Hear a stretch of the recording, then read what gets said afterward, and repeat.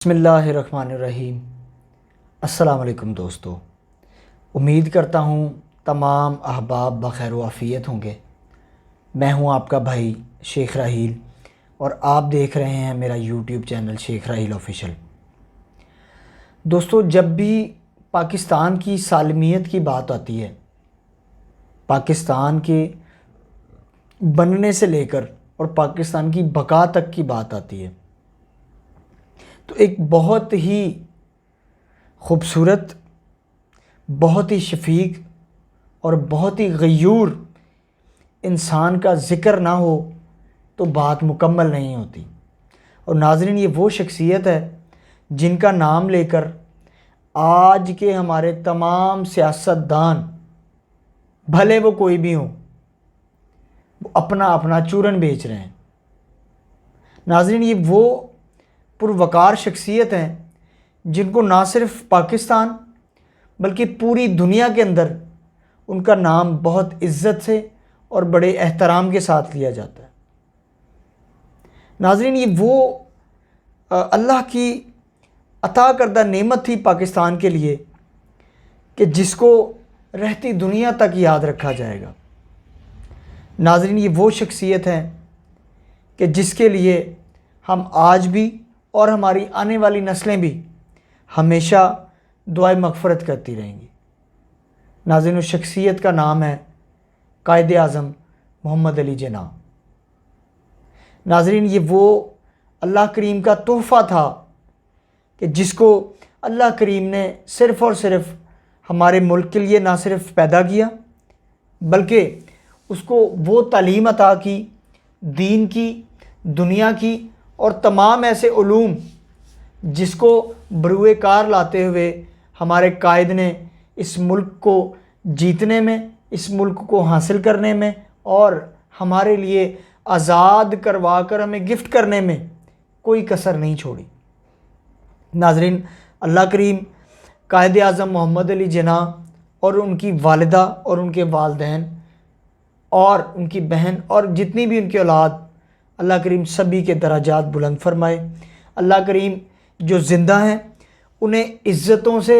اور مرتبوں سے نوازے، اور جو پردہ فرما گئے ہیں اللہ کریم ان کو کروٹ کروٹ جنت نصیب فرمائے۔ ناظرین، میں ہمارے قائد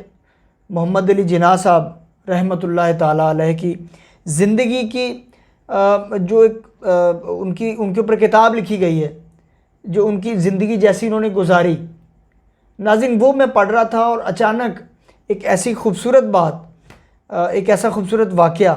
میری نظر سے گزرا، اور وہ آج کل کے دور میں جو ہمارے حکمران ہیں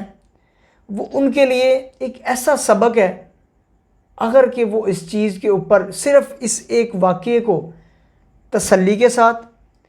دل کے ساتھ، دل کی آنکھوں کے ساتھ اور دل کے کانوں کے ساتھ اگر اس کو پڑھ لیں اور سن لیں تو میرا خیال ہے کہ ان کو سدھرنے کے لیے بس ایک واقعہ ہی کافی ہے۔ ناظرین، وہ ایک خوبصورت واقعہ کہ جب قائد اعظم محمد علی جناح زیارت کے قیام کے زمانے کے اندر وہاں پہ موجود تھے، تو اس وقت کے جو کرنل تھے ڈاکٹر کرنل الہی بخش نے فاطمہ جناح رحمۃ اللہ تعالیٰ علیہا سے پوچھا کہ آپ کے بھائی کو ہم کھانے پر جو ہے وہ بلوانا چاہ رہے ہیں، دعوت کرنا چاہ رہے ہیں، اور آپ بتائیے کہ وہ ان کو کیسا کھانا پسند تھا۔ تو فاطمہ جناح جو ہیں وہ فرماتی ہیں، کہتی کہ ممبئی میں ان کے ہاں ایک باورچی ہوا کرتا تھا۔ ممبئی میں، یہ ہماری ڈیوائیڈیشن سے یہ پہلے کی باتیں ہیں۔ تو کہتے ہیں جی باورچی ہوا کرتا تھا جو چند ایسے کھانے تیار کرتا تھا کہ بھائی ان کو بڑی رغبت کے ساتھ جو ہے وہ تناول فرماتے تھے، لیکن پاکستان بننے کے بعد وہ باورچی کہیں چلا گیا۔ انہیں یاد تھا کہ وہ لائل پور جو اس وقت موجودہ فیصل آباد جو ہے وہ جو ہمارا مانچسٹر ہے ملک کا، فیصل آباد کا رہائشی تھا، اور کہا کہ شاید وہاں اس کا کچھ پتہ چل جائے۔ تو وہ جو کھانے بناتا تھا تو بھائی کو وہ بہت پسند تھے، اور بھائی بڑی رغبت کے ساتھ جو ہے وہ اس کو تناول فرماتے تھے اور بڑا خوش ہوتے تھے۔ تو یہ سن کر ڈاکٹر صاحب نے حکومت پنجاب سے درخواست کی کہ اس باورچی کو تلاش کر کے فوراً زیارت بھجوایا جائے. کسی نہ کسی طرح انفارچونیٹلی وہ پنجاب گورنمنٹ جو تھی اس وقت کی وہ اس باورچی تک پہنچ گئی اور اس کو زیارت کے لیے روانہ کر دیا گیا. باورچی جو ہیں وہ زیارت پہنچ جاتے ہیں اور ہمارے قائد جو ہیں اللہ کریم ان کے درجات بلند فرمائے, اللہ کریم ان کی قبر کو مزید اپنے نور جو ہے نا اس سے بھر دے. تو جب قائد اعظم محمد علی جناح جو ہے وہ ڈائننگ ٹیبل پر, کھانے کے ٹیبل پر تشریف لاتے ہیں تو وہ کھانا دیکھ کر تو وہ ایک دم سے حیران بھی ہوتے ہیں اور اپنی مرضی کا کھانا دیکھتے ہوئے بڑے خوش ہوتے ہیں. اور وہ کچھ زیادہ کھانا خوشی میں کہ یار بہت عرصے بعد مجھے یہ سب کھانا جو ہے وہ نظر آیا ہے ٹیبل پہ, تو بڑی خوشی کے ساتھ وہ ایکسٹرا کچھ کھانا جو ہے وہ تناول کر لیتے ہیں. اور اس کے بعد وہ فوراً جو ہے وہ پوچھتے ہیں کہ یہ کھانا آخر کس نے بنایا ہے؟ تو جو فاطمہ جناح ہیں وہ فرماتی ہیں کہ بھائی یہ وہ باورچی ہے جو ہمارے پاس ممبئی میں ہوتا تھا اور یہ پنجاب گورنمنٹ نے اس کو ڈھونڈا ہے اور آپ کے لیے اسپیشل انہوں نے یہاں پہ اس باورچی کو بھیجا ہے. تو کھانے کی میز پر انہوں نے کھانا کھا کے اور جو ہے وہ فوراً کہا کہ یار اس کو ڈھونڈنے سے لے کر اور یہاں لانے تک کا خرچہ آخر کس نے کیا ہے؟ تو جو فاطمہ جناح فرماتی ہیں بھائی ہماری پنجاب گورنمنٹ نے کیا ہے, یہ کون سا باہر کے لوگ ہیں, یہ بھی ہمارے لوگ ہی ہیں. تو ایک ایسے جو ہے نا وہ گولڈن الفاظ یعنی کہ گولڈن ورڈ جو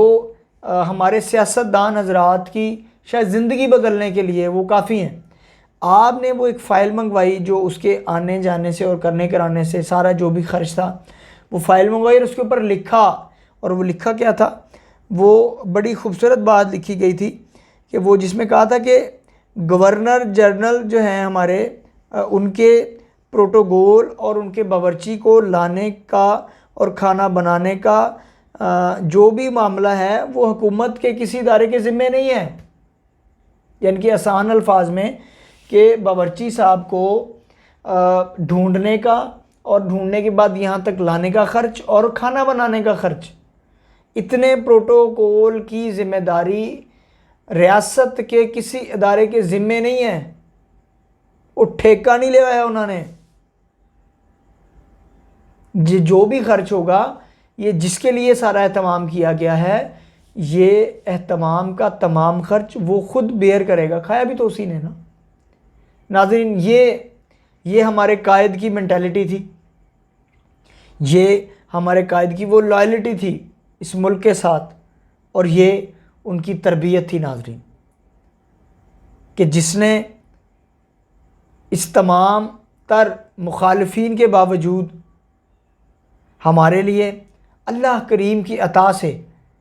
اس ملک کو نہ صرف آزاد کرایا بلکہ آنے والی جب تک رہتی دنیا ہے تب تک کے لیے ہمارے لیے وقف کر دیا. ناظرین میرا سوال ان تمام حکمرانوں سے ہے جو خود ملک سے باہر جب بھی کبھی وہ ڈیلیگیشن لے کر جاتے ہیں تو ناظرین 200 ان کی خدمت گزار ان کے ساتھ جاتے ہیں, ان کے باورچی ان کے ساتھ جاتے ہیں, ایون کہ ان کے کتے نہلانے والے, ان کو سنبھالنے والے وہ تک ساتھ جاتے ہیں. ناظرین ان کا خرچ کون بیئر کرتا ہے؟ آپ بیئر کرتے ہیں, میں بیئر کرتا ہوں, اور ہماری آنے والی نسلیں تک بیئر کریں گی. ناظرین اگر ہم ابھی بھی ان تمام چیزوں سے باخبر ہونے کے باوجود بے خبر ہیں تو وہ وقت دور نہیں ہے کہ یہ ملک واپس اللہ نہ کرے یہ واپس غلامی کی طرف چلا جائے گا. خدارا ان تمام سیاستدانوں سے میری ریکویسٹ ہے کہ اگر آپ جس کا نام لے کر, جس کی پکچر, جس کی تصویر, جس کا بنایا ہوا آئین, جس کی کہی ہوئی باتیں آپ بیان کر کر اپنی دکانداری چلا رہے ہیں, جن کی تصویریں بڑی کر کر ہم اپنے سروں پہ لگاتے ہیں آفیسز میں کہ جی ہم اس قائد کی بنائی ہوئی تمام ان باتوں کے اوپر عمل کرتے ہوئے اس ملک کو چلائیں گے، اور ہم اس قائد کی ہوئی باتوں پر ہی عمل نہ کریں۔ ناظرین، یہ ایک لمحہ فکریہ ہے۔ آخر میں اللہ کریم کے حضور دعا فرمائیں آپ تمام حضرات کہ اللہ کریم ہمارے اس غیور قائد کو کروٹ کروٹ جنت نصیب فرمائے، اور روز محشر ان کا حساب، ان کا اٹھنا نبی کریم علیہ الصلوۃ والسلام کی بارگاہ میں عزت و آبرو اور ایمان کی سلامتی کے ساتھ ہو۔ اللہ کریم ان کے والدین کی بخشش فرمائے، اللہ کریم تمام امت کی بخشش فرمائے۔ السلام علیکم ورحمۃ اللہ وبرکاتہ۔